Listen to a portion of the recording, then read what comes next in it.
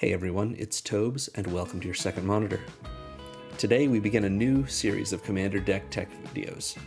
Since tomorrow is the official release for Edge of Eternities, Magic's last in-universe set for 2025, I wanted to showcase some of the cool Commander options it gives us beyond just the ones from the precons. So I plan to release a new Edge of Eternities Commander deck every Thursday until the Spider-Man set drops, in addition to my usual Monday Commander deck tech videos. If you have a request for a specific commander, let me know in the comments below. As you see, today we're flexing the new eligibility rules that allow us to put a legendary vehicle or spacecraft into the command zone. I did something similar at the end of June for Pride 2025 with the Sarima and Captain Rex Nebula, so check out that link in the description. In any case, our commander today is Dawnsire, Sunstar Dreadnought, a spacecraft so powerful it can reignite stars that have collapsed into black holes. I've tried to build an awesome deck for this awesome ship, but before we get into it, let's go over my deck building template. So generally, I want to build my deck around the commander. I want to highlight what we're putting in our command zone, what it can do, and show it off rather than just empower a synergistic and useful deck with something cool in the command zone. To that end, about a third of our cards, 30 of our cards, are our game plan. It's what our deck does and how it wins. Sometimes from the tags that I use on Moxfield, that's pretty apparent. Sometimes things are so synergistic or overlapping that it isn't immediately obvious. That's what these videos are for. In any case, 30 cards are our game plan, and we have 30 more cards divided evenly between card advantage, acceleration, and interaction to support us. I usually run 1 or 2 Wraths, sometimes none, sometimes more if it helps our game plan, and almost always 38 lands because I want to make sure that we hit our land drops and we can actually play Magic. So let's talk about our commander. Dawnsire, Sunstar Dreadnought, is a legendary artifact spacecraft for 5 generic mana. So it has the Station ability. Station is sort of like Crew, it's sort of like Saddle. The way it works is if at sorcery speed you tap another creature you control, you can put counters equal to its power, charge counters specifically, onto this spacecraft, which is, of course, Dawnsire. At 10 charge counters, it gains this ability. It has this ability, or it can use this ability.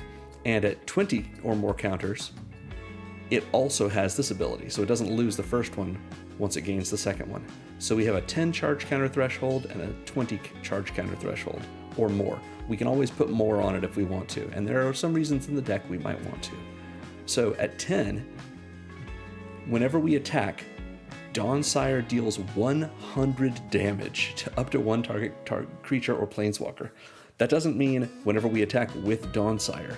So as long as we can get Dawnsire up to at least 10 charge counters, however we want to do that, any of our attacks is probably going to destroy a creature or a planeswalker that our opponent may have. If it doesn't have indestructible, or something that doesn't let us target it like Hexproof or Shroud, then likely it's going away.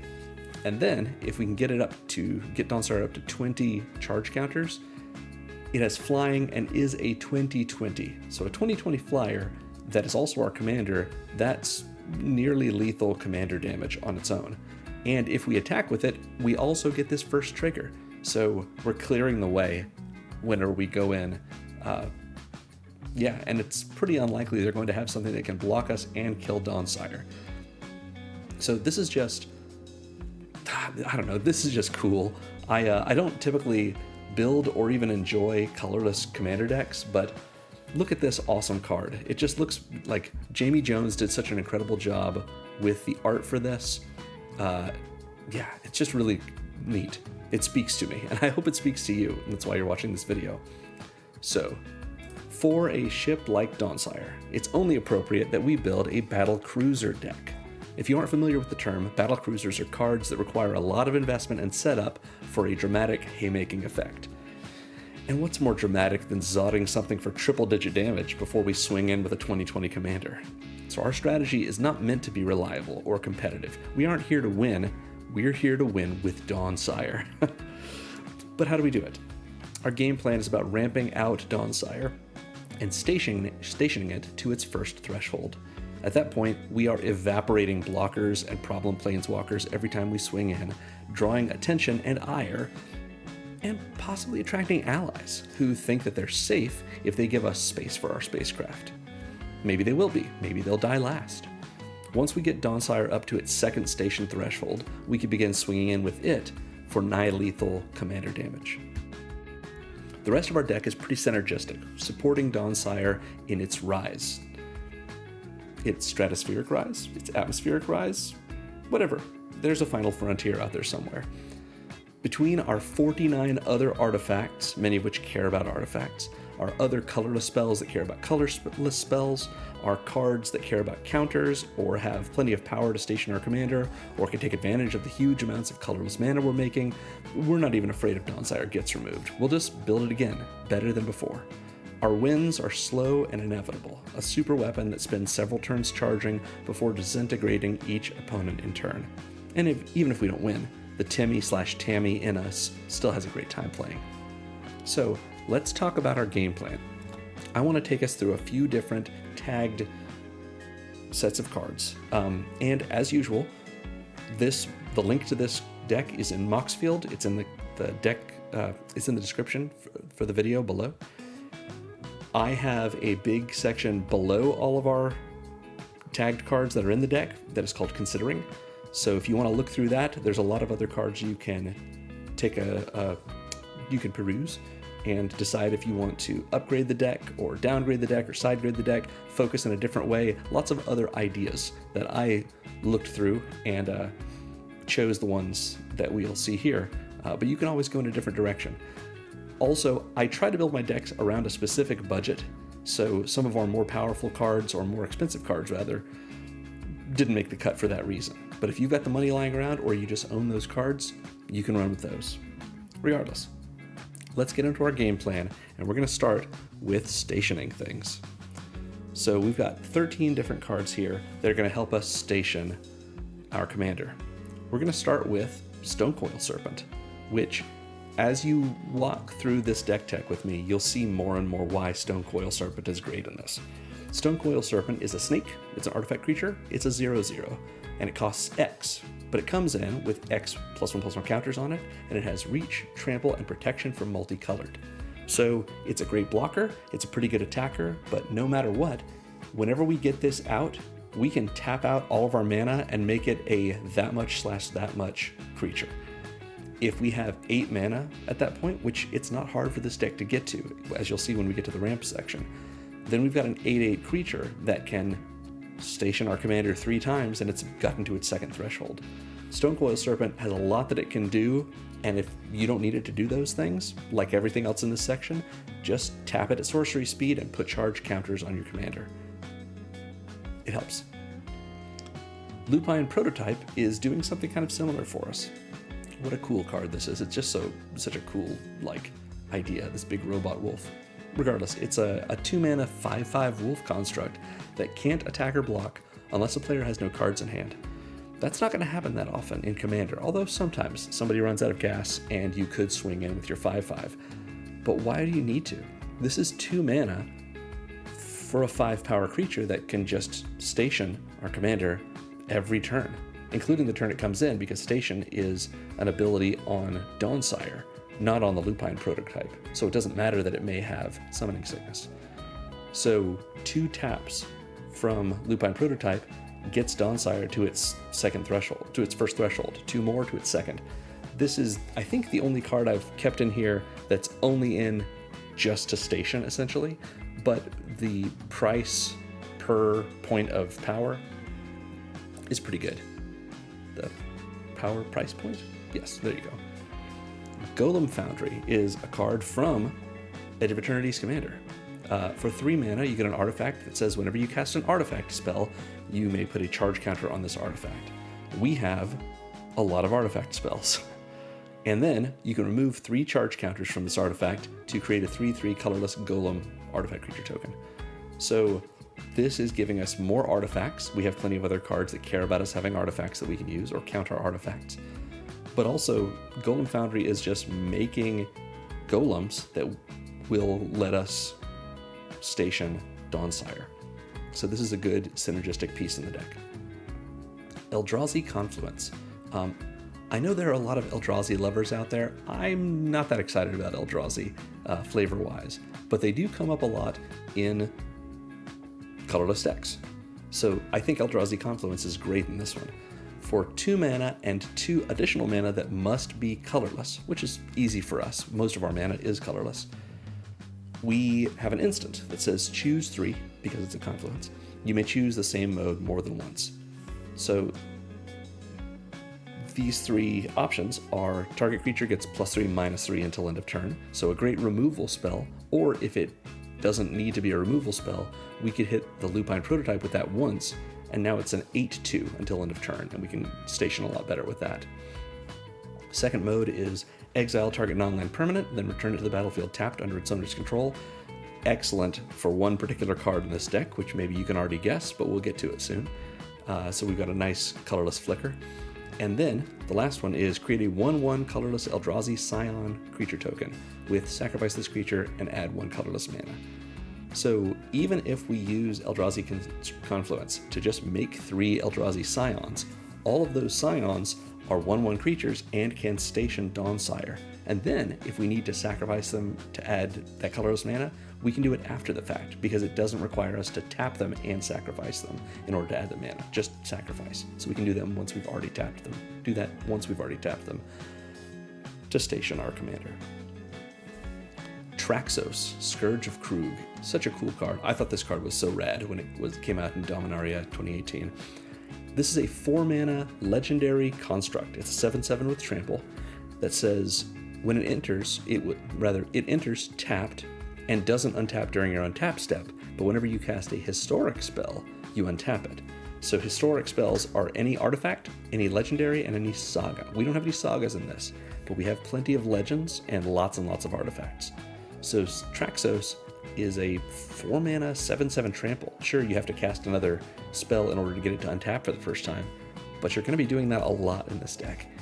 So Traxos being able to tap twice and get you to your first threshold is kind of similar to Lupine prototype, but if you tap it 3 times, it's already gotten you to your second threshold. So it outshines Lupine prototype. Besides, you can attack with it. It's a 7/7 trampler. Seems pretty good. Anti-Causal Vestige is, I believe, the only Eldrazi in the main set for Edge of Eternities. It is a 6-mana 7/5, but it also has Warp for 4 generic mana.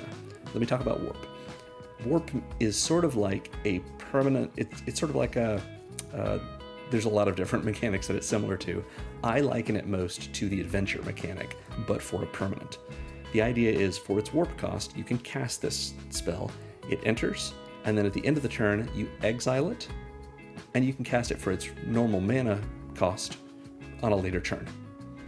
So Anti-Causal Vestige comes in. If you warp it in, it doesn't have haste, it just is there, and then it leaves. It gets exiled during your end step. And then you can cast it again later for 6 mana, and you'll get its Ender's Trigger twice. And that's what you care about for Warp, usually. You want to double up on the Ender's Triggers. However, you can also warp this in and use it to station. That's just like Traxos. 7 power for stationing on Dawnsire is great. Plus, you get the Ender's Trigger, and you can cast it again later. So what is that Ender's Trigger? When this creature leaves the battlefield, I guess we don't have an Ender's Trigger. It has a leave the battlefield trigger.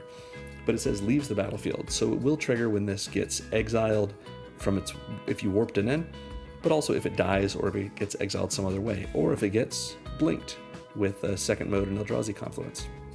In any case, when Anti-Causal Vestige leaves the battlefield, draw a card, then you may put a permanent card with mana value less than or equal to the number of lands you control from your hand onto the battlefield tapped. So if you have 6 lands, you can play Duplicant or Ugin. You're not playing it in the sense of casting it, but you just put it straight onto the battlefield. And that's when Anti-Causal Vestige leaves. Plus, you get to draw a card in the process. So, a lot going on with this, but a lot of things that are really great, especially when it comes to stationing Dawnsire. Speaking of Duplicant, Duplicant is a 6 generic mana, 2/4 shapeshifter. It is an artifact with imprint. When it enters, we can exile a non-token creature. It doesn't have to be ours. We can get rid of the biggest, scariest thing on the battlefield. Hopefully the biggest and scariest, because scariest is probably the right choice. Biggest is what we want to do. Because as long as a card is exiled with Duplicant, and it is a creature card, Duplicant has the power, toughness, and types of the last creature exiled with it. And it's still a shapeshifter. So it makes Duplicant into essentially a vanilla creature. But it's a vanilla creature with the same types as whatever we exiled with it, but most importantly, the same power and toughness as what we exiled with it. So if we can get rid of our opponent's, anti-causal vestige, then we have a 7/5 Eldrazi shapeshifter in our Duplicant, and we can use that to just tap, tap, tap away for stationing our commander. Ugin the Ineffable from War of the Spark is a 6 generic mana legendary planeswalker. Ugin comes in with 4 loyalty, and it has a static continuous ability that says colorless spells you cast cost 2 less to cast. That's crazy in this deck. We don't have any colored spells. All of our spells are great this way. Thanks, Ugin, for all of your help.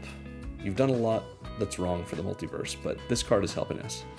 It has 2 loyalty abilities. The first is +1, exile the top card of your library face down and look at it. Create a 2/2 colorless spirit creature token, and when that token leaves the battlefield, put the exiled card into your hand. So generally what we'll do is we will make a spirit token, we'll put it on our playmat, and we'll exile that top card of our library face down under the spirit token. That way when the spirit token leaves, either by being exiled or dying, we get to draw that card into our hand. It's not actually a draw, but it gives us a little bit of card advantage, even if it is a little slow. But we're making 2/2 creatures, and if we don't want to block with them or attack with them, we can sure as heck station with them. Also, Ugin says, -3, destroy target permanent that's 1 or more colors. That's most permanents that at least aren't on our battlefield. Our playmat, I should say. Alright, next up, Bygone Colossus, another great warp card from Edge of Eternities. This is a 9/9 robot giant for 9. It's essentially vanilla, except it has warp for 3. We can warp it in for 3, tap it immediately to crew Dawnsire, or not crew, but station Dawnsire for 9 charge counters, and then it'll leave the battlefield at the end step, and we'll be able to cast it later for 9, and maybe we still want to use it for stationing, but either way, we've got a 9/9 attacker, blocker. It's vanilla, but this is sort of a quantity over quality situation. Plus, look at this incredible art. So cool. It's Cythera in the background. Really like it. Alright, Ancient Stone Idol. 10 generic mana for a 12/12 golem, but it has flash and trample, and it costs 1 less for each attacking creature. So we can attack with a bunch of things, and then flash in the Stone Idol to surprise our opponent. But really what it's meant for is if our opponent is attacking us with like 6 creatures, this only costs 4 mana. And then we have a 12/12 blocker that we can then trample in with later. And if it dies, either during that blocking or during its own attack, we make a 6/12 colorless construct artifact creature token with trample. So we get something that's essentially the same as this, but with half as much power. But 12 power is an awful lot of power when you're stationing your commander. 12 power is enough to say, we're going to flash this in during our main phase, or during our opponent to the right's end step, whatever, and station our commander right away, then attack with something. Maybe we even flash this in during our opponent's end step, get to our main phase, tap it, station our commander up to 12 charge counters, and attack with whatever, and destroy anything. Ancient Stone Idol is just a really cool card, and useful in so many ways, but particularly in this deck, because that's a lot of power. Similarly, for 10 mana, this is Desolation Twin. It's a 10/10 Eldrazi. Just costs 10, is an Eldrazi, it's a 10/10, and when we cast it, we make a 10/10. So we get 20 power and toughness for 10 generic mana. That's a lot of mana, but that's an awful lot of power. We cast this while Dawnsire let's say we cast Dawnsire on a prior turn. We cast Desolation Twin. It has its cast trigger. It comes in. We tap them both. Dawnsire is at both thresholds already. Incredible. Finally, or not finally, I guess, but next up is Kozilek the Great Distortion. I was surprised that this version of Kozilek is as cheap as it is. Really cool. I drafted this during a Commander Masters draft, and it went poorly for me. But it was a fun game. Regardless, Kozilek is also 10 mana, but it's 8 and 2 specifically colorless mana, which is fine for us. For a 12/12 Eldrazi that has 3 abilities. The first is when we cast this spell, if we have fewer than 7 cards in hand, we draw cards equal to the difference. So even if we had 7 cards in hand when we cast Kozilek, Kozilek goes on the stack, triggers, and we'll draw a card because we've gone down to 6 having put Kozilek on the stack. Kozilek also has Menace, so a 12/12 Menace isn't nothing. And the ability that says discard a card with mana value X to counter target spell with mana value X. So we've got an awful lot of big spells, so we may not be able to use this all the time, but we are going to be able to use it sometimes, and people are going to be pretty sad about it. It turns every one of our cards in our hand, other than our lands, into counterspells. Alright, finally in this section we have Metalwork Colossus. Metalwork Colossus, if you can imagine it, is an 11 mana spell. It's a 10/10 construct, but it has a cost reduction ability. It costs an amount of mana, of generic mana less to cast, equal to the total mana value of all of our non-creature artifacts. So that doesn't help with any of these cards, but it sure helps with Golem Foundry, for example. Golem Foundry being a non-creature artifact, so that's 3 off the top right there for 8. This gets big, it stays big, but it's going to get cheaper and cheaper and cheaper as we go, until we may be casting it for free. Metalwork Colossus, as well, of course, is in this section because it has 10 power. So that gets us to the first threshold or the second threshold of Dawnsire right away. So that is our station tag. Let's take a look at our synergy tag. We have a couple of different things that we're doing here. We're going to start with Liberator, Urza's Battle Thopter. Liberator is a 3 generic mana legendary Thopter with flash and flying. It's a 1/2 that gives us the ability to cast colorless spells and artifact spells as though they had flash. So for us, that's essentially the same thing. It just means colorless spells because all of our artifacts in this deck are colorless. But being able to flash things in, that's just very strong. We can really surprise our opponent with those sorts of things. And whenever we cast a spell, if the amount of mana to cast that spell is greater than Liberator's power, we put a counter on Liberator. So Liberator can get bigger and bigger and bigger. And maybe Liberator isn't doing much for us other than blocking and giving us flash. But maybe Liberator gets bigger and bigger, and every turn we're able to incrementally station Dawnsire for more. Again, Liberator starts off small, so I'm not excited about using it to station. But again, if we're not using it for much else, we might as well. Also, no one but Urza puts a big face on their Battle Thopter. Just saying, what a weirdo. Alright, Shimmer Mirror is also 3 mana. It is a 2/2 mirror, which is an artifact creature. It has flash, and it gives all of our artifact spells flash. That's great. It doesn't give them flash, I guess. It lets us cast them as though they had flash. Not quite the same, but yes. So, similar sort of backup ability to Liberator, and can also, of course, 2 power isn't nothing. It adds up when it comes to stationing our commander. Surge Conductor is another Edge of Eternities commander card that's really cool. It is a 3/2 robot for 3 generic mana that says whenever another non-token artifact you control enters, proliferate. So proliferate is a terrific mechanic in this deck. We have a few sources of it, and all of them are helpful. They're all meant for the charge counters on Dawnsire, but they can sure help other things like the counters on Liberator. In any case, Surge Conductors, what Proliferate does is we get to choose any number of permanents and or players, and then whichever ones we choose, all of the counters on that permanent or player, we get 1 more of each of them. So if, our opponent has a -1/-1 counter on one of their creatures, it will get an additional -1/-1 counter. If an opponent has a poison counter, we choose them, they get another poison counter. If a creature has a +1/+1 counter and a charge counter, it'll get one more of each. That's what Proliferate does, and we'll get that every time we cast a non-token artifact. It doesn't have to be a non-creature artifact. Eldrazi Confluence, we've seen already. We've seen Traxos. We haven't seen this Darksteel Juggernaut from the Brothers War Commander product. What a cool card. Look how big this is. It's a Juggernaut. Anyway, 5 generic mana for an indestructible star artifact creature. Its power and toughness are equal to the number of artifacts we control, and it attacks each combat if able. If able. Which means it has to be untapped. So if we want to use it to station beforehand, before the combat phase, we can do that. And it's just going to get bigger and bigger and bigger as we play more artifacts. And so it's going to station better and better and better. And then if we need to use it to attack, we've got it. And it's indestructible. No one's going to mess with this guy.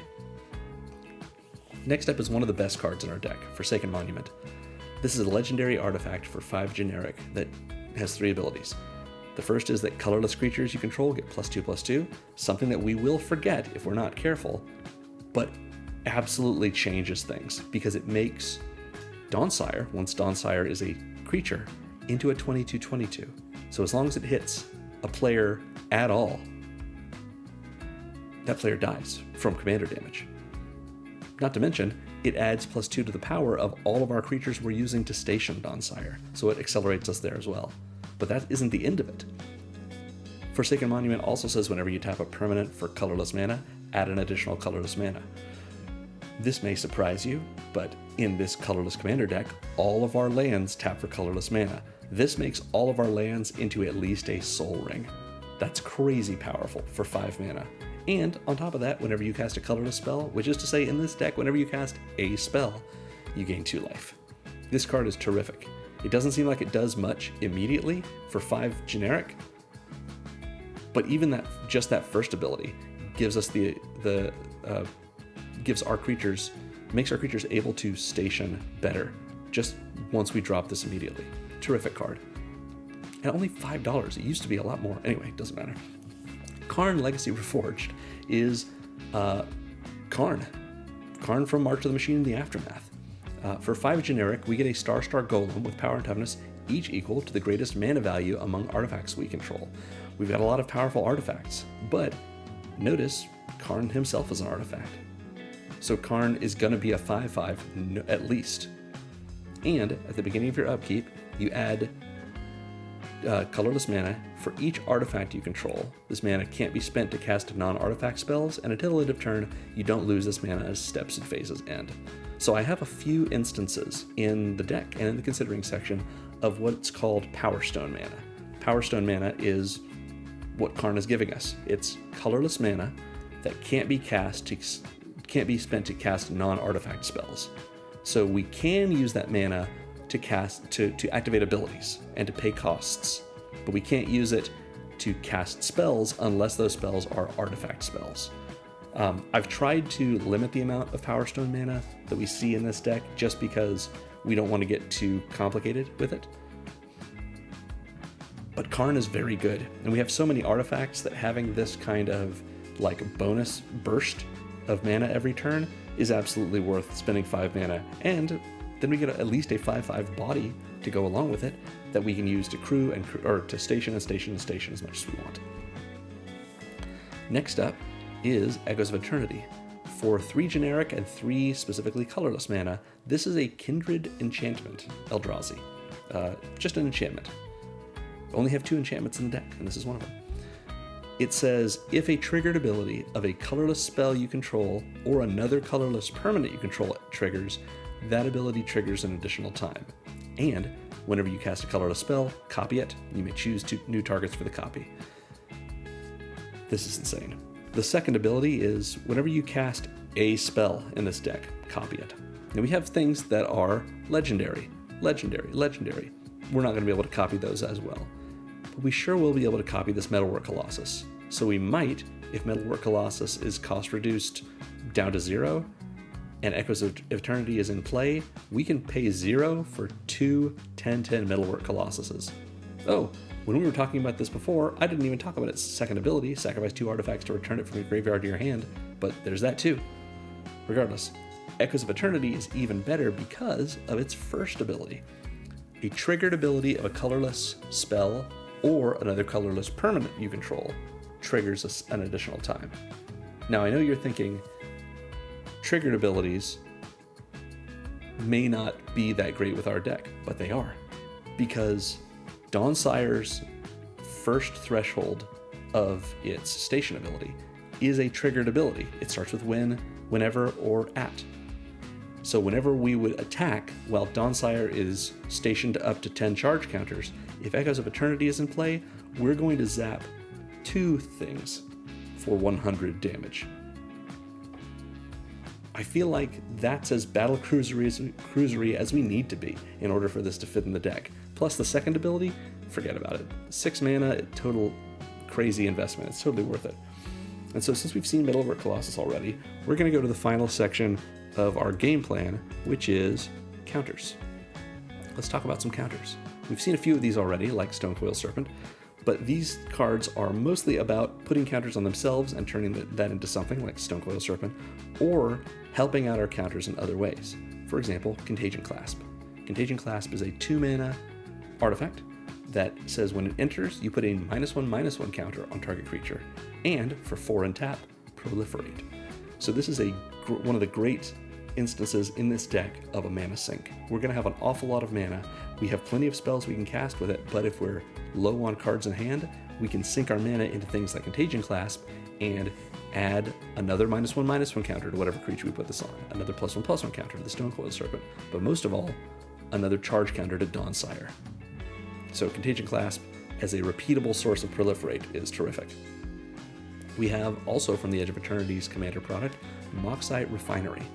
2 generic for an artifact that says pay 2, tap, and remove X counters from an artifact or creature we control. We get to, as a sorcery, either put that many charge counters on an artifact or that many 1/1 counters on a creature. So it lets us just move our counters around. Maybe we've been able to cast Stonecoil Serpent for 6 generic mana. We can then pay 2 here and remove all but one of those counters from it to put 5 charge counters on Dawnsire. Or maybe we've crewed Dawnsire up to 20 and we've gone a little over. It's gone up to like 23, let's say. We can use Moxite Refinery to take 3 of those charge counters and put them onto Stonecoil Serpent as 1/1 counters. Or maybe we put them on something else. We have other artifacts that care about their own counters. This is just a great flexible way of us doing things.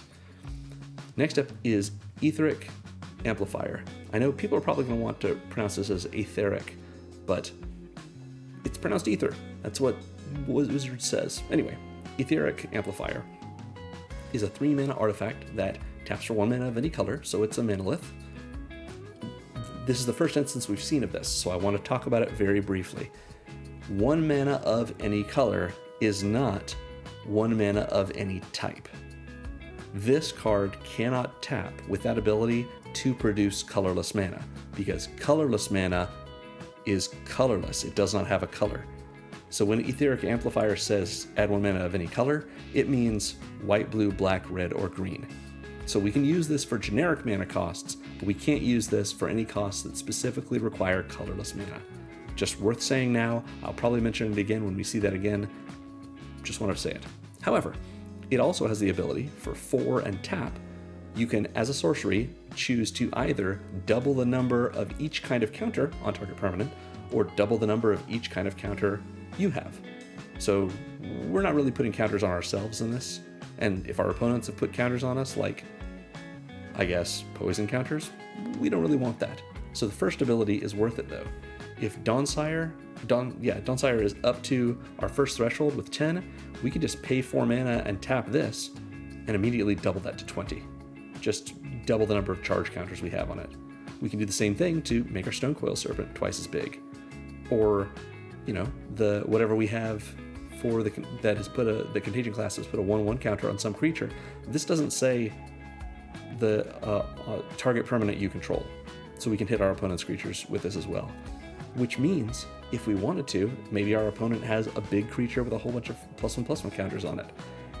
We can do some politicking and say, look, I've got some mana, I can make that thing have twice as many counters on it on my turn, because this is only as a sorcery. In exchange, you don't attack me with it. Maybe next turn, maybe the whole game. Maybe the plan you make is, the deal is, I should say, that opponent can attack you for the rest of the game, just not with the creature that you double the counters on. Some people will take that deal. Commander's fun, politics is worth it. Anyway, Etheric Amplifier is really cool. We've seen the Golem Foundry and the Surge Conductor, but we haven't yet seen Darksteel Reactor. Now, this is a $7 card that doesn't seem like it does much, but it doesn't do much until it wins you the game. Darksteel Reactor is a 4 generic mana artifact with Indestructible that says at the beginning of your upkeep, you may put a charge counter on this artifact. When this artifact has 20 or more charge counters on it, you win the game. So are we going to be able to get this out on turn 4 and then on turn 24 or 25 or 24, I guess? No, 25. Turn 25, we win the game because we've got to wait till turn 5's upkeep to get the first counter on it. We're probably not going to last that long. And if we did, we should have scooped a long time ago. Remember, Magic is fun. You should play more Magic, not longer Magic.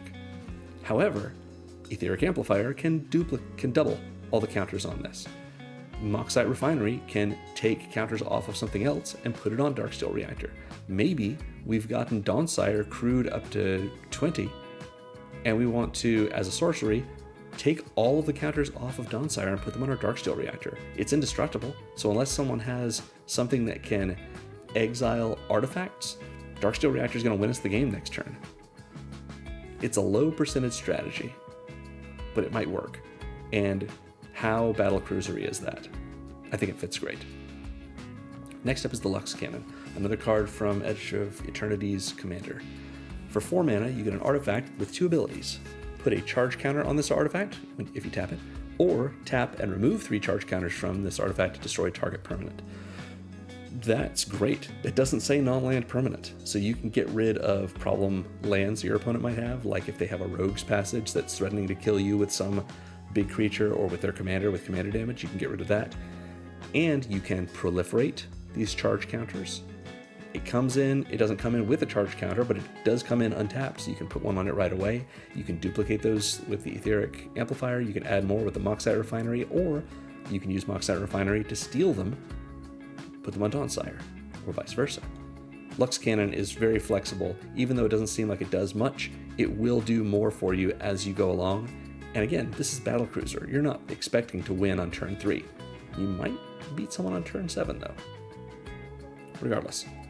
We've got Reconcraft Theta from the Fallout Commander decks is our next card. This is a vehicle. It's, I think, the only vehicle in the deck. 4 mana for a 4/4 flying vehicle with crew 2. And when it enters, we make a 0/0 blue alien creature token, and we put a 1/1 counter on it.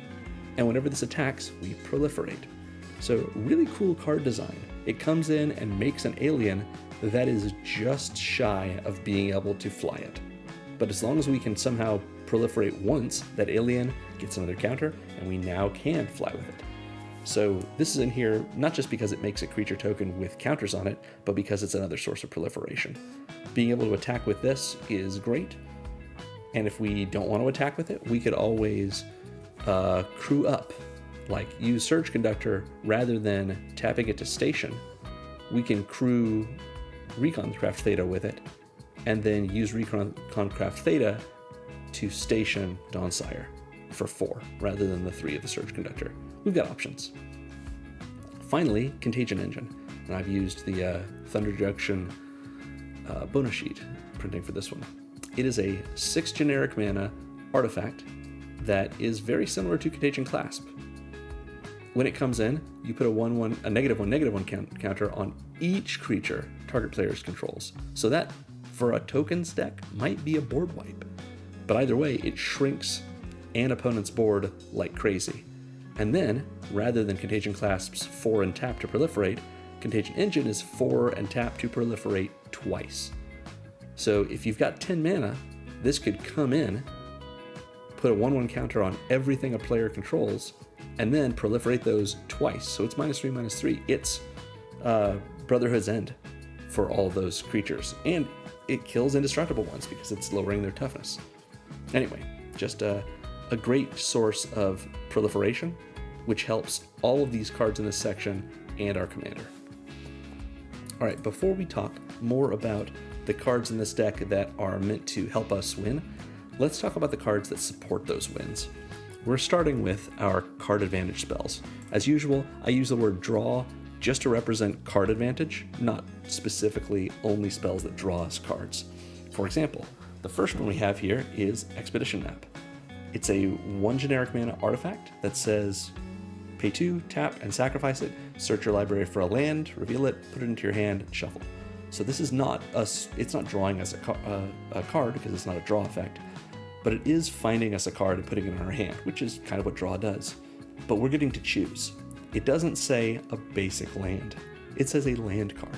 So we've got 38 lands in this deck. What do we need the most? We've got lots and lots of utility lands. We've got some lands that can tap for more than 1 mana. Whatever we need from Expedition Map. It's 3 mana with the casting cost and the activation cost, but it finds us anything we need. Next up is Mindstone.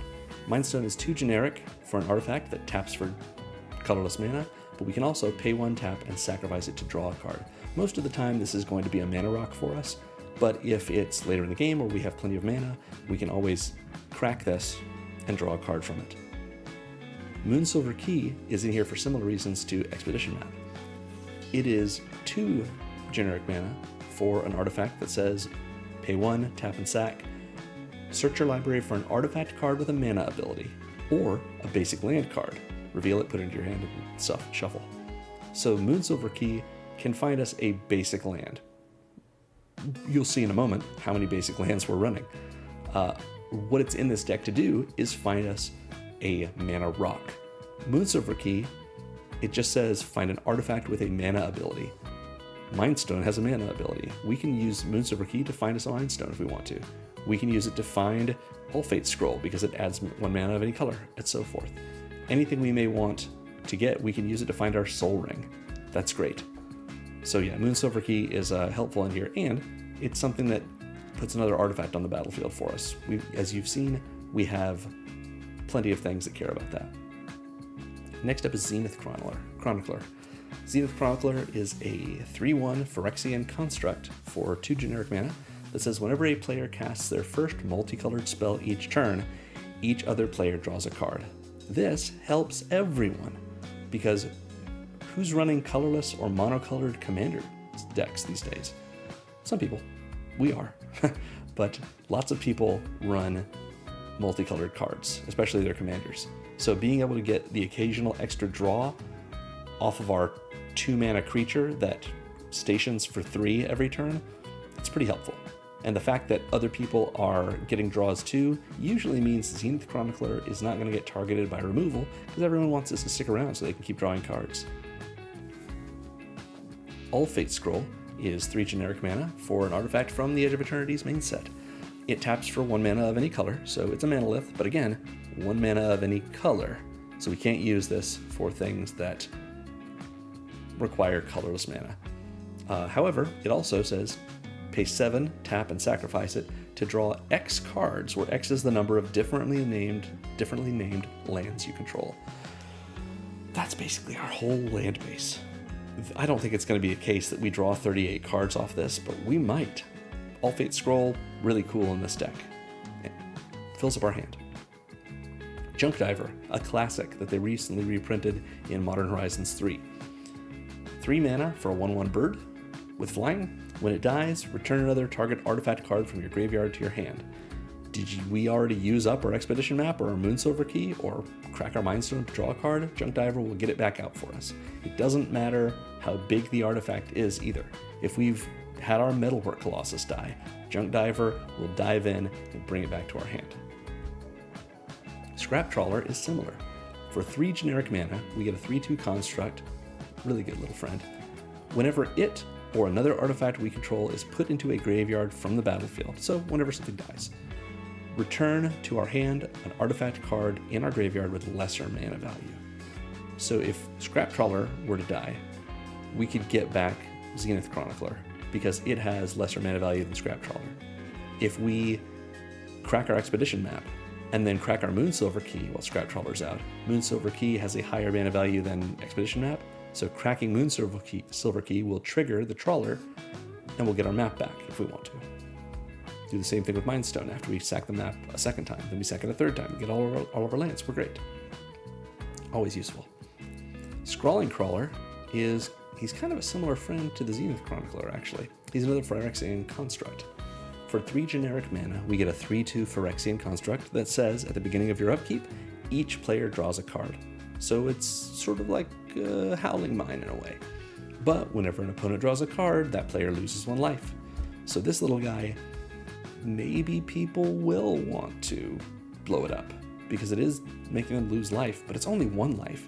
It's sort of like you sell it to them as, this is Group Phyrexian Arena. It triggers on our upkeep, but when it does, everyone draws a card, and it costs 1 life to everyone but us. It seems okay. I don't think it's worth killing, right? He's fine. And then of course you use it to draw all the cards you need and station your commander, and you blow something up for 100 damage. That's the problem, not the little crawler. Next up we have Hedron Archive. It is sort of a double Mindstone. For 4 generic mana, it's an artifact that taps for 2 colorless, or you can pay 2, tap it, and sacrifice it to draw 2 cards. It's 2 Mindstones at once. Might as well. After that, Lithoform Engine. What a cool card. From Zendikar Rising. For 4 generic mana, we get a legendary artifact with 3 abilities, all of which copy something. For 2 and tap, we can copy an activated or triggered ability we control and choose new targets for the copy.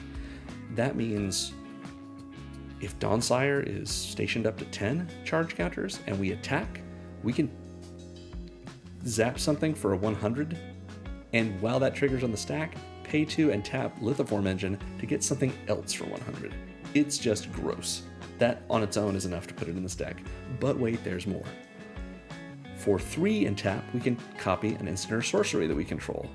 As you can see, we're not running many of those, but we have enough that Lithoform Engine sometimes is going to be what we need. Maybe we're going to get a second Eldrazi Confluence out of this. Even better though, for 4 and tap, we can copy a permanent spell we control. Now that doesn't mean copy a permanent.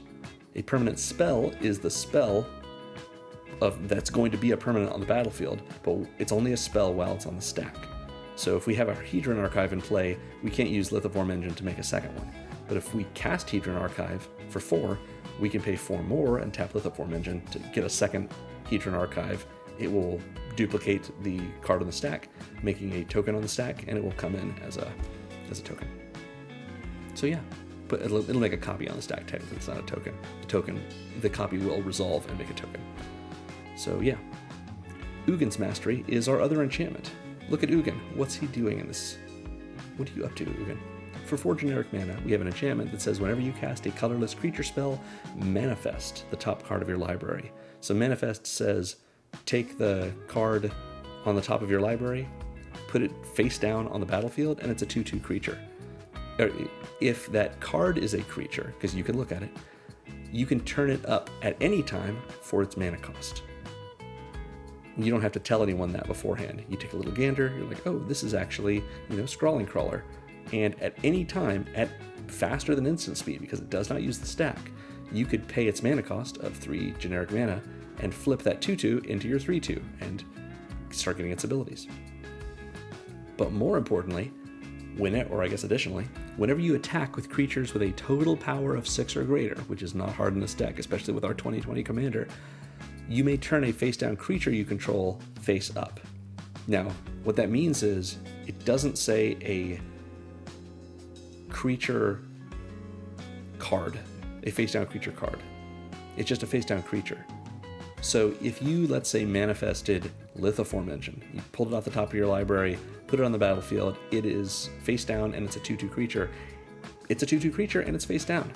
So whenever we attack with creatures with total power 6 or greater, we can turn that 2/2 creature, which is Lithoform Engine, face up. And now it is a Lithoform Engine. It's no longer a creature, But we've got our Lithoform engine, and we didn't have to cast it. All we had to do was cast something else, manifest it, and attack with power 6 or greater. Ugin's Mastery is a great way for us to cheat things into play, even if we don't have that much control over what it is. Although, wait until our land section, and you'll see a little bit of how we control the top of our library. Next up is the Mightstone and Weakstone. This may be the only other instance in the deck of Power Stone mana, because this is a 5 mana Power Stone. It's a legendary artifact that says when it enters, we either draw 2 cards or target creature gets -5/-5 until end of turn. So a little bit of a conditional removal spell, but not a bad one. Or it's Divination for 5 mana. And then we can tap it to add 2 colorless mana, but because it's a Power Stone, that mana can only be spent to cast, we can't spend it to cast non-artifact spells. So we can't use that mana, for example, to cast Ugin's Mastery. But we sure can cast everything else on this page, basically. And we can use that mana to activate abilities, like the second ability on All Fate's Scroll, the Hedron Archives crack, it's the ability that cracks it. Maybe not its crack, we don't need to discuss that. Lithoform Engine's abilities. Yeah, Mightstone and Weakstone sits on the battlefield and gives us a little bit of mana that we can use on most of our spells. Or in addition, it gets rid of something and draws us cards. We can't use it to meld because we're not running the other half of this, but still pretty good.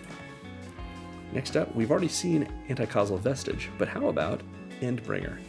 Endbringer is a 5/5 Eldrazi for 5 and a colorless, so 6 total mana, that says untap Endbringer during each other player's untap step.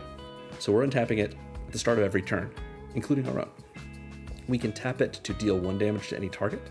We can pay a colorless and tap it to make a creature unable to attack and block that turn. So that's a straight up free temporary pacifism. Or we can pay 2 colorless, tap it, and draw a card. So a great mana sink that we can use in several different ways. And if no other way, if we've just got a bunch of mana sitting around, we can tap this and draw cards. And since it untaps itself at the start of every turn, we can draw several different cards every turn cycle, assuming we've got the mana for it, and oftentimes we will. We've already seen Ugin, and we've already seen Kozilek, so that covers our card advantage section. Let's take a look at our acceleration. Our acceleration section, again, I just call it ramp, even if it isn't all exactly ramp. We start with our Everflowing Chalice, which is a 0 mana artifact with Multi-Kicker 2. It enters with a charge counter on it. Here's some more counters for us. I didn't put it in the counters section because it may not come up that often, but if it does, pretend it's in that section. Anyway, it comes in with a charge counter for each time it was kicked, and it taps for colorless mana for each charge counter on it. So essentially, Everflowing Chalice, unless we just want to cast it for 0, we're going to have to cast it for an even amount of mana. 2 mana, 4 mana, 8 mana, 12 mana, whatever. And however much we cast it for, it will come in with half as many charge counters on it, and then tap for that much mana every turn. It's something we can use to invest in our future. Everyone knows Soul Ring. Cost 1, taps for 2. We love it. We want to have it in here. So if we play our Soul Ring, we can immediately tap it for 2 and cast Everflowing Chalice, multi-kicked once, and it comes in, and now it taps for 1 every turn with the 1 counter on it, 1 charge counter. So good. Guardian Idol is another 2 mana rock for us. It comes in tapped, it taps for colorless, but if we want, we can pay 2 and make it a 2/2 Golem artifact creature until end of turn. In my mind, this is a tapped mana rock. But if we want to make it into a 2/2, maybe we really need to get ourselves over the threshold, the first or second threshold for Dawnsire. Guardian Idol is there for us to turn some of our mana into a creature that we can use to station. Mindstone we've seen. Thought Vessel is another 2 mana rock. For 2, it says you have no maximum hand size and add 1 colorless mana. Just a 2 mana rock, but if we end up with too many cards in hand, which we might, that's a help. We've seen the Etheric Amplifier and the All Fate's Scroll. Here is the Palladium Mirror. For 3 generic, we get an artifact creature Mirror. It's a 2/2, and it is also a Soul Ring. It taps for 2 colorless mana. enough to be said about that. We can tap it for mana, or we can tap it to station. Worn Power Stone, for the same amount of mana, is a tapped Soul Ring that costs 3. So costs 3 times as much as the Soul Ring, but still 3. It's a Manalith that comes in tapped, but taps for 2. It's great. We've seen Eldrazi Confluence.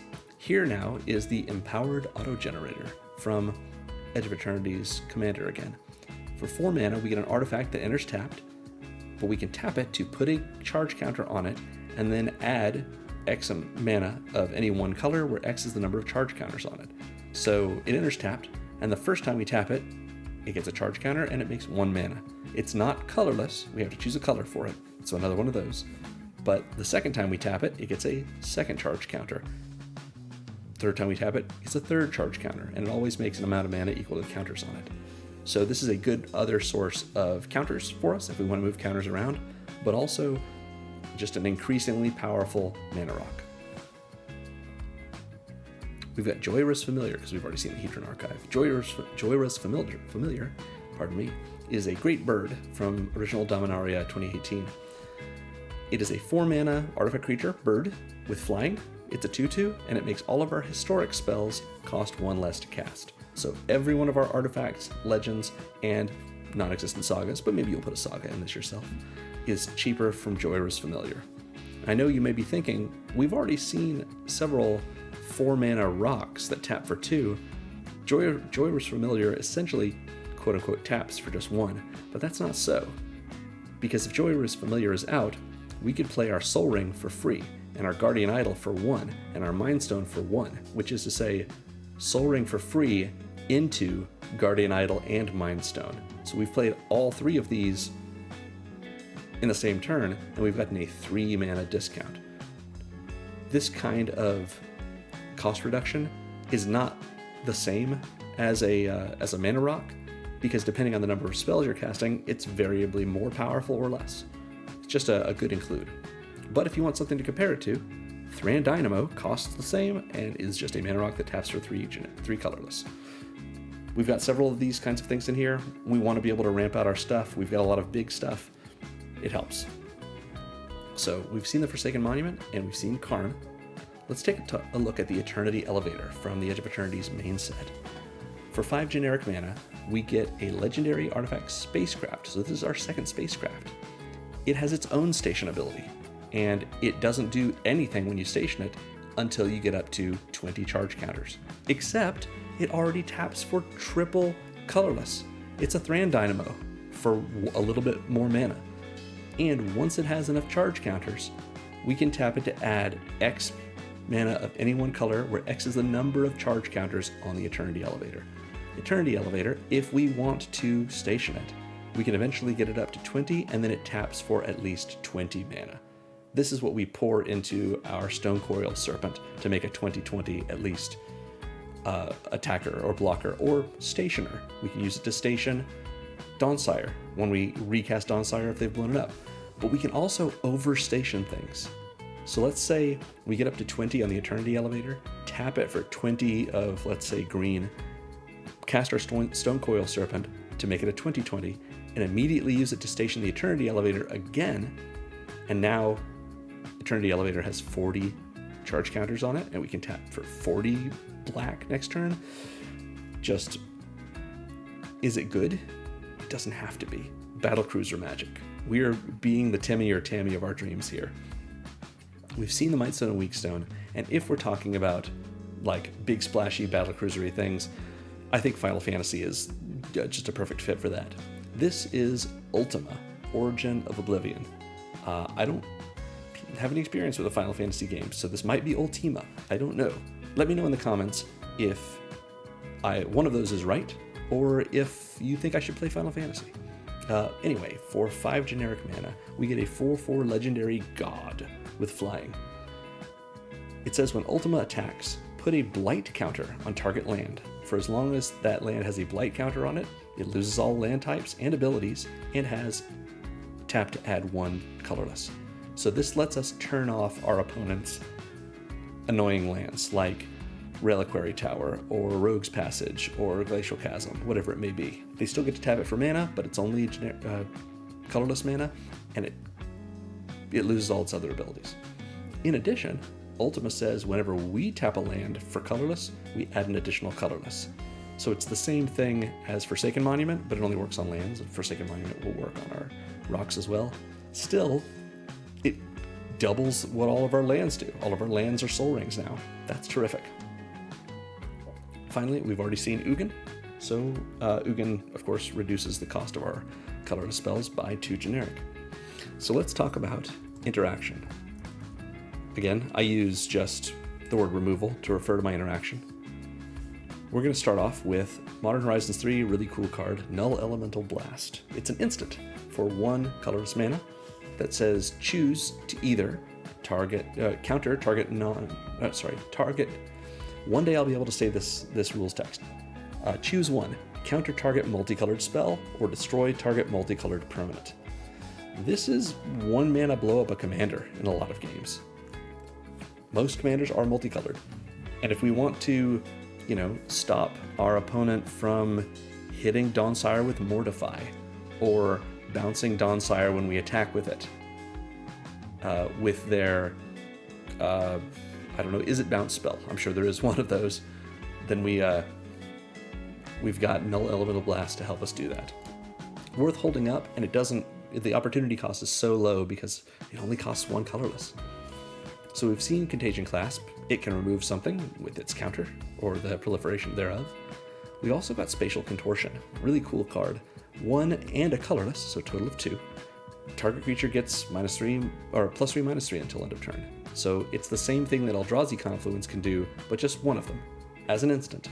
So maybe we use this to remove an opponent's creature with power with a toughness 3 or less, or maybe we have a creature with toughness 4 or more, and we want to use Spatial Contortion to give it a +3 power bump that we can then use to station the Dawnsire. Lots of fun, and also incredible art from Darken. Next is Titan's Presence. For 3 generic mana, an instant that also requires us to reveal a colorless creature card from our hand. We have some creatures in this deck, so we've got about a 25% chance or so of being able to do that.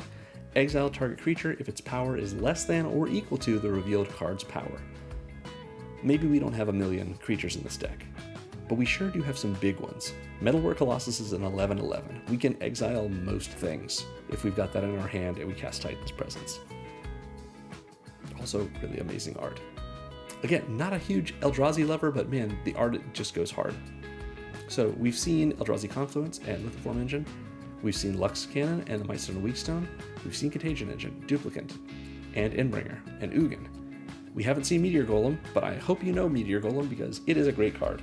For 7 generic mana, it's a 3/3 artifact creature, Golem, and when it enters, destroy a non-land permanent your opponent controls. Just a classic card, fits into every deck. Love Meteor Golem. And now, how about another spacecraft? The Pinnacle Kill Ship. 7 generic mana for a spacecraft. When it enters, it deals 10 damage to up to 1 target creature. So it's going to kill most creatures. Maybe not Kozilek, but it's going to kill most things. And we can station it, since we're already doing plenty of stationing. If we get it up to 7, it becomes a 7/7 flyer. So it's a great blocker, it's a great attacker. Yeah, we love the Kill Ship. Also from the main set is Extinguisher Battleship. This is 8 generic mana for a spacecraft that says when it enters, destroy target non-creature permanent. Then this spacecraft deals 4 damage to each creature. So Extinguisher Battleship isn't just a removal spell, it's a board wipe. It won't kill everything, but it'll kill everything with toughness 4 or less. That isn't, indestructible somehow. And if we want to station it, it only has to station up to 5 to become a 10/10 Flampler. 10/10 Flying Trample is crazy. This is going to be something that is going to scare everyone when it comes down. We can basically immediately station it up to 5, and now we've got a 10/10 flying blocker that we can attack with trample next turn. This is a good bit of removal bait. So maybe our opponents will ignore our own commander when it's still building up and Extinguisher Battleship is ready to extinguish. Something to think about. We've seen Kozilek, So let's go to our last few cards in different categories. We have a couple of cards of protection. We've seen one of them already, Ancient Stone Idol. It protects us in the sense that it's a flash blocker. Swiftfoot Boots is here. I didn't want to put too many cards that can protect creatures because Dawnsire isn't always a creature, and when it is one, it will want protection. So Swiftfoot Boots is a great option. 2 generic, equips for 1, and it gives equipped creature hexproof and haste. Something great for the Dawnsire. We probably won't need the haste because we've got to station it up, but hexproof doesn't hurt. But I didn't want to put too many of these in here when we could be doing bigger, more cool effects for the style of deck we're doing. But the Swifties doesn't hurt. Swifties don't hurt? Yes, they don't hurt. So, Cryptothrall is our other card. It's from the Warhammer 40k commander decks. For 4 generic, we get a 3/3 artifact construct that has Protector. Other artifact creatures you control have hexproof. So, like the Swiftfoot Boots, this only really protects Dawnsire when Dawnsire isn't a creature, or is a creature rather. So, still a little vulnerable while it's being stationed all the way up, but that's why Dawnsire has its first threshold of charge counters. We can use it to hit things for 100 damage by attacking with other creatures. We might even want to leave it there if that were doing better with those other creatures. Maybe we've got an Ancient Stone Idol we can attack with. But either way, once we station it up to 20, Cryptothrall is going to be able to give it hexproof, and it's going to be a little safer. Next up, we go to the Wincons section. We've seen one of these already, Darksteel Reactor. We might be able to get 20 charge counters on it and win our game. But if not, we have Stuffy Doll. Stuffy Doll is a classic card, and there's several cards in Magic that do this now, but this is the one that started it all, that's colorless. It's just great. I remember playing back in the 90s and seeing Black Vice and the Rack, and that Stuffy Doll on it finally got its own card eventually. It's very cool. So Stuffy Doll is a 5-mana construct. It's a 0/1 with Indestructible, and as it enters, we choose a player. So we'll choose one of our opponents, whichever one we think is most aggressive or quick or dangerous or otherwise disrespectful of our Battlecruiser strategy. And it says whenever Stuffy Doll is dealt damage, it deals that much damage to the chosen player. And also we can tap Stuffy Doll to deal 1 damage to itself, so we can just ping that player. Why is Stuffy Doll in this deck? Because if we attack with any creature while Dawnsire is on the battlefield and has 10 charge counters on it at least, Dawnsire can then do 100 damage to Stuffy Doll, which will take that damage. It is indestructible, so it doesn't care about taking it, but it does care about dealing it back to the chosen player. When Stuffy Doll's on the battlefield and Dawnsire is at 10, attacking at all kills a player, unless that player is a life gain player and maybe they have more than 100 life, and if so, good for them. Now they have less than they had. Stuffy Doll is great, except Stuffy Doll only really works against 1 player. Now, I feel like that's pretty good, having 1 card that in combination with our commander takes out 1/3 of all of our opponents. But we also have Eldrazi Confluence in this deck. Eldrazi Confluence, as you remember, lets us, as its second ability, flicker something. Exile target non-land permanent, then return it to the battlefield tapped under its owner's control. Stuffy Doll is a non-land permanent. So if we have Stuffy Doll out and we choose one of our opponents, once that opponent's dead, if we have Eldrazi Confluence, we can flicker Stuffy Doll, and when it enters the battlefield, we choose a different opponent, and we can do the same thing with it again. I also want to mention that Stuffy Doll can attack. It has 0 power, but let's say it comes out on 1 turn. The next turn, we get Dawnsire up to its its first threshold, I should say. And then we attack with Stuffy Doll. Stuffy Doll is indestructible, so we don't care if someone blocks it and does enough damage to it, because when it attacks, it will trigger Dawnsire. Dawnsire will hit it. It will hit the chosen opponent. That chosen opponent will probably have to shuffle their deck back up and put it back in the box. Stuffy Doll is just a lot of fun in this. I can't imagine most decks that put Dawnsire in it, especially in the command zone, aren't going to run Stuffy Doll. So we might as well. I'm just a good friend. And then finally, we've seen our one of our wraths. I call it a wrath because it can kill a lot of creatures with the 4 damage to each creature, the Extinguisher Battleship. But we also have All is Dust. All is Dust is a 7-mana sorcery that says each player sacrifices all permanents they control that are 1 or more colors. Usually that means all non-land permanents, unless they have like a Solemn Simulacrum or a Soul Ring. They get to keep some of their colorless mana rocks and any other colorless cards they have, of course, but for most players, that's just their mana rocks or other utility cards like that, like their Swiftfoot boots. All is Dust gets rid of everything else, and it gets rid of none of our things. Notably, it doesn't generally get rid of lands, because lands are colorless. So it's just a board wipe. It's an expensive one, but it's one that gets around a lot of things. It gets around Indestructible, because they're sacrificing these things. It gets around cards that have Hexproof or Shroud. All is Dust is very powerful. It's expensive, but we have so much ramp in this deck that ramps us so hard, I'm not worried about it. So we've seen all of our spells. We're about to do what I always do, which is go through the land base, and usually that's pretty quick. But in this situation, we've got just so many different lands, so I'm going to try and be quick about it, but there's a lot to go through, so thank you in advance for sticking with me. So we're going to start with our mana lands. I've called these mana lands because they don't do much for us beyond produce colorless mana, even though all of them will do a little something. I know you're wondering, where are the wastes? I decided not to put any wastes in this deck, and so I'm not running something like Myriad Landscape that can go find basic lands, or anything else that can find basics, because we're not running any basic lands. Wastes are in the considering section.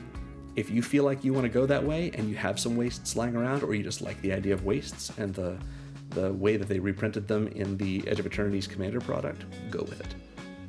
For me, I'm running these. So these 8 lands that are just here to tap for mana are Adventurer's Inn. Taps for generic mana, or for colorless mana rather, and it gains you 2 life. The same is true of Radiant Fountain. Comes in, gains you 2 life, taps for colorless mana. Conduit Pylons and Crystal Grotto and Hidden Grotto are all basically the same card. Conduit Pylons is a desert, but otherwise it's the same as Hidden Grotto. They both come in, they tap for colorless mana. You can pay 1 and tap them to add colored mana, which you won't care about, but when they enter, you surveil 1. Also, Crystal Grotto, same card, but instead of surveilling, you scry 1. A little bit of card selection comes in, and it's just an untapped source of mana for you. The Grey Havens is the same as Crystal Grotto, scries when it comes in, taps for colorless mana, but also you can add 1 mana of any color among legendary creature cards in your graveyard, something else that we're not using any more than we're using this filter into colored mana. So Grey Havens and Crystal Grotto are the same, Conduit Pylons, Hidden Grotto are the same, Radiant Fountain and Adventurer's Inn are the same. Darksteel Citadel is just an indestructible land, but notice it's an artifact land. So anything that is counting the number of artifacts you have will also count Darksteel Citadel. Finally, Shalfir and Void is the same as Grey Havens and Crystal Grotto as far as we're concerned. Taps for colorless mana, comes in, scries 1. So lots of benefits to these. None of them come in tapped. They tap for the mana we want. They give us a little something extra. Sure. Next up, we have 8 lands that I'm calling ramp lands. These are lands that have the ability to tap for more than 1 mana in various ways, as well as just coming in and tapping for colorless mana. All but one of these come in untapped as well. So we're going to start with the Guildless Commons. Guildless Commons is a bounce land. It enters tapped. When it enters, we have to return one of the lands we control to our hand, or its owner's hand, I should say, but to our hand.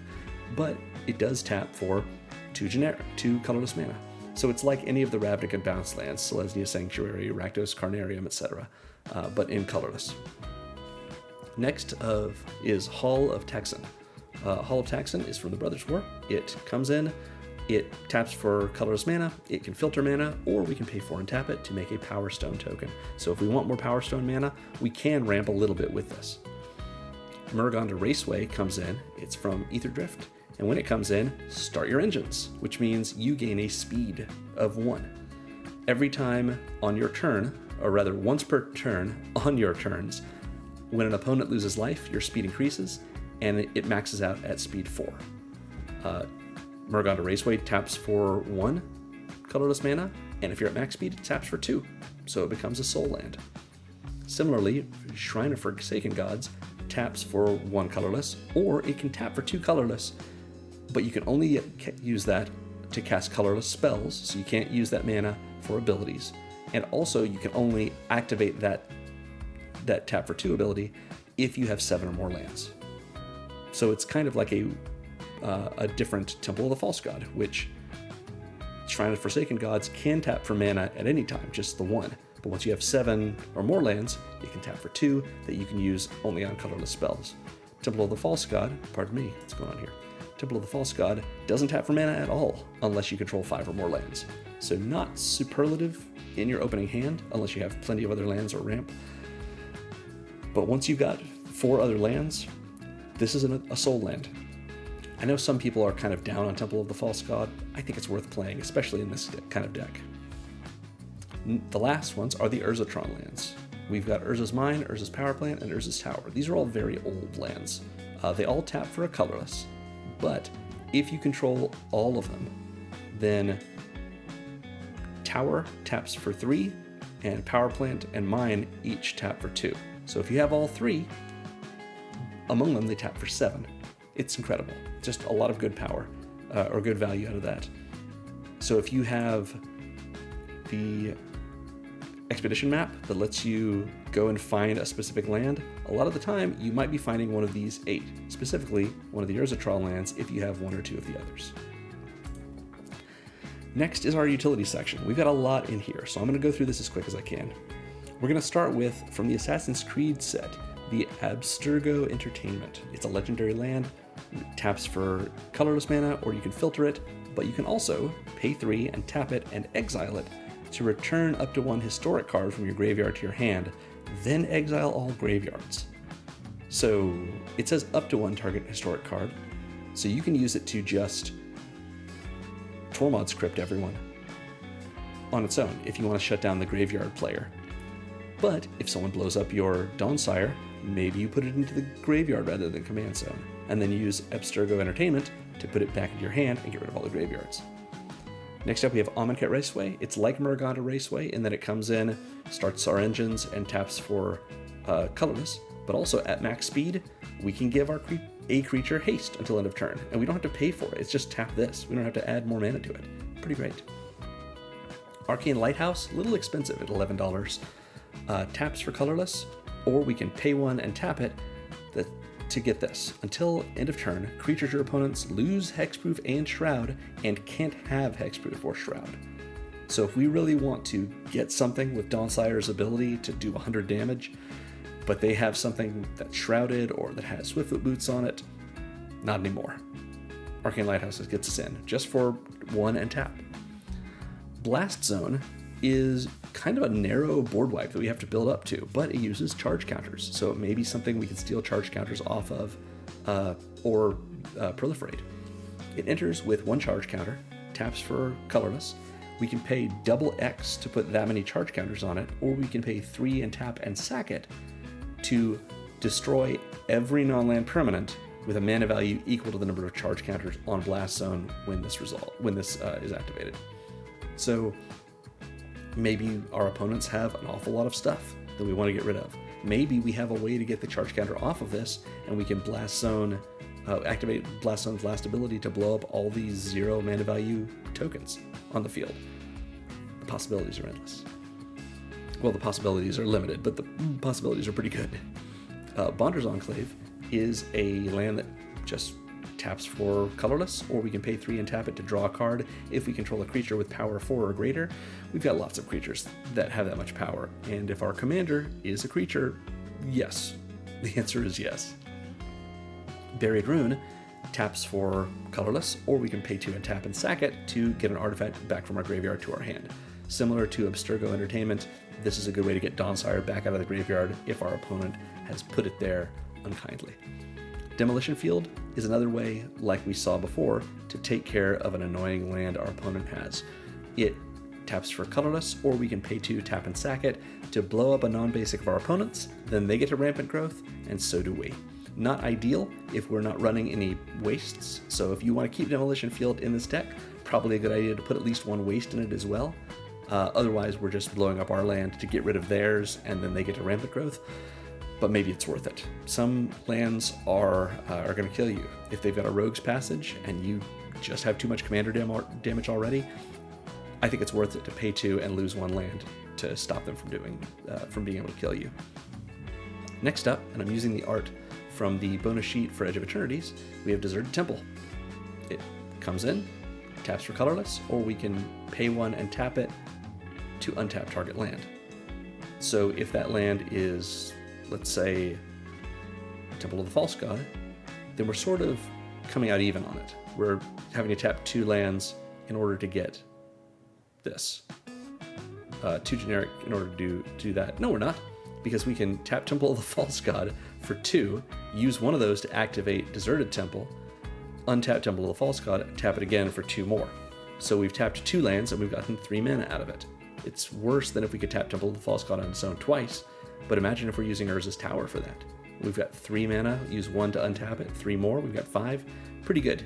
It's definitely useful in some of the ways in this deck. And I mean, heck, we don't have to do it for mana. We might want to untap Amonkhet Raceway to give something else haste, or Arcane Lighthouse to make it so we can use this ability on a different turn before the turn cycle has ended.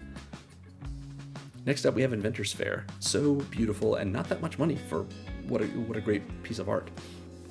This is a legendary land that says at the beginning of your upkeep, if you control 3 or more artifacts, just gain a life. We're going to be getting a lot of life off of this. It taps for colorless, but also for 4, tap and sack it, we can search our library for any artifact card, put it in our hand, shuffle. We can only do this if we have Metalcraft, so 3 or more artifacts, but how often are we going to have Metalcraft in this deck? Pretty often. Next up is Karn's Bastion, and I chose the printing that came from the Edge of Eternities commander decks. Taps for colorless, or we can pay 4, tap, and proliferate. It's another great source of proliferation. Mikokoro, Center of the Sea, taps for colorless, or we can tap 2 and tap it, or pay 2 and tap it, and everyone draws a card. Maybe that helps us, maybe it helps our opponents just as much. Sometimes we need card draw. Mirrex taps for colorless. It is a sphere, by the way. It taps for colorless, or 1 mana of any color on the turn it entered. Or we can pay 3, tap it to make a Phyrexian Might from All Will Be One. So this is a 1/1 colorless artifact creature with Toxic 1 that can't block. But it does add to our artifact count, and who knows, maybe attacking with some mites, maybe that makes us feel particularly mighty. Next up is Nesting Grounds. Taps for colorless, or 1 and tap to move a counter from a permanent we control to another permanent. It doesn't have to be a permanent we control, the second one. We can only do this at sorcery speed, but it lets us at least move around our charge counters, or maybe even +1/+1 counters, or, maybe -1/- counters. -1/- counters. Who knows what we'll use the Nesting Grounds for? It's probably charge counters. Reliquary Tower taps for colorless mana and gives us no hand size. Rogue's Passage taps for colorless mana and 4 and tap makes something of ours unblockable. Do we really need Dawnsire to be unblockable? Yes, we do. Some people play dragons. Some people play angels. It can be useful to us. Scavenger Grounds taps for colorless, or we can pay 2, tap and sack it to exile our graveyards, just like we might have with Abstergo Entertainment. Next up we have Secluded Starforge, a new rare from Edge of Eternities main set. It taps for colorless, or for 2 and tap, we can tap X untapped artifacts we control to give a creature a bonus to its power equal to that number of artifacts we tapped, only as a sorcery though. But sometimes that might just be pay 2, tap this, tap 1 other artifact, and give Dawnsire +1/+0. So now it's a 1-hit kill with commander damage. In addition, we can pay 5 and tap this land to make a 2/2 robot. It doesn't even come in tapped. So we're spending some mana to produce a robot, which can then station our commander. Helps. We've got to run Thespian Stage. Thespian Stage is a land that taps for colorless mana, or for 2 and tap, it becomes a top copy of any other land, except that it has the ability to keep copying something else. So it will be tapped when it does that, but maybe we need another Karn's Bastion. Maybe we want a second Inventor's Fair. We wouldn't want to do that because it's legendary, but maybe we want another Muruganda Raceway, so we can tap for 2, or Urza's Tower, so we can tap for 3. Pretty good. Next is Tomb of the Spirit Dragon. Taps for colorless, or for 2 and tap, we can gain 1 life for each colorless creature we control. So for each creature we control. Pretty good. Urza's Cave is another Urza's land from Modern Horizons 3. It taps for colorless, or for 3 tap and sacrifice it. We can search our library for a land, put it on the battlefield tapped, and then shuffle. A great way for us to find our Urzatron lands, or anything else we may want. Maybe we really need an Arcane Lighthouse. Next is War Room. War Room is taps for colorless, or 3 and tap, and pay life equal to the number of colors in our commander's color identity, draw a card. So War Room, for us, is just a better version of Bonder's Enclave, because it's pay 3 and tap, and 0 life, because there are no colors in our commander identity, our commander's color identity, rather. And we draw a card. We don't even have to have something that has 4 power or greater. Last, Witch's Clinic. Witch's Clinic is a little bit of an expensive land compared to some of these other ones, but for it taps for colorless mana, or for 2 and tap, which we're seeing a lot of, target commander gains lifelink until end of turn. Now, I've seen a lot of people talk about putting a Basilisk Collar or a Shadow Spear onto Dawnsire in order to get lifelink when it does that 100 damage. Because when it does, if it has lifelink, we'll gain that much life. We'll gain 100 life. But I didn't want to put too many equipment in this deck. Basilisk Collar, I believe, is in the considering section, so it's a good possibility. And probably a better one than Shadow Spear, because Shadow Spear is just so expensive. But if you've got the money, or just a Shadow Spear lying around, not a bad option. Anyway, Witch's Clinic, a little bit more of a budget option, and it's on a land, so you don't have to worry about it generally being as likely to be destroyed as you would your Shadow Spear or Basilisk Collar or Loxodon Warhammer, anything like that. So, I believe that sums it up. Thanks everyone for watching. Again, I'm going to be releasing a new Edge of Eternities Commander deck every Thursday until the Spider-Man set drops. So let me know in the comments if you'd like to see a specific commander or deck style. Thanks for watching, everyone. Make sure to like and subscribe, and remember, Magic is fun. You should play more Magic.